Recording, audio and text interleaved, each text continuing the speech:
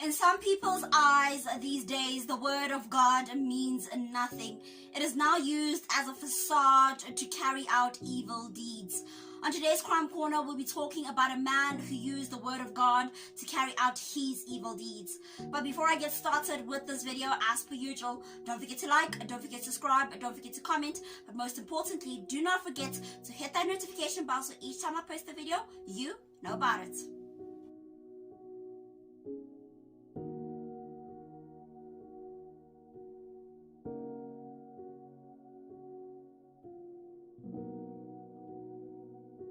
Jack Mogale was born in September 1968. He was said to be a man of God who was humble, but what people didn't know was that evil epitomized him. People were fearing for their lives, locking their doors in the early hours of the evening, thinking that they would be the victims of the murderer who was roaming the streets of Johannesburg, South Africa. But what they didn't know was that the man who was killing women and children was the man they referred to as a preacher, or the man that pretended to be one. He was dubbed the West End Killer because he would lure women into open areas, rape them, and then murder them. His crimes mainly took place in West End Brick and Day Factory, near his home in Waterworks, Western area.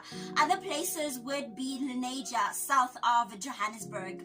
He attacked and murdered 15 women between March 2008 and March of 2009. Jack Mogale strangled 11 of his victims using panties, handbag straps, as well as clothes. Sometimes he would subdue his victims and beat them with sharp objects as well as bricks. Then he would strangle them with his bare hands.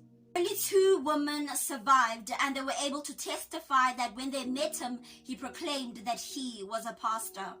One woman who stated that she had uterine problems said that Jack Mogale gave her herbal tea. Then he placed the herbs in her vagina and stated that he needed to have intercourse with her to remove the evil spirits. Another woman stated that Jack Mogale offered her a lift and stated that he needed to prophesy over her life. He then took her to a vault and raped her. She gained consciousness after 24 hours with her jaw dislocated and maggots on her wounds. Many of Jack Mogale's victims have been unidentified, but because the police did such thorough work, they were able to see that the modus operandi of the murderer was the same, the circumstance was the same, the victimology was the same, as well as the location. He was eventually found guilty and was sentenced to 16 life sentences without the possibility of parole.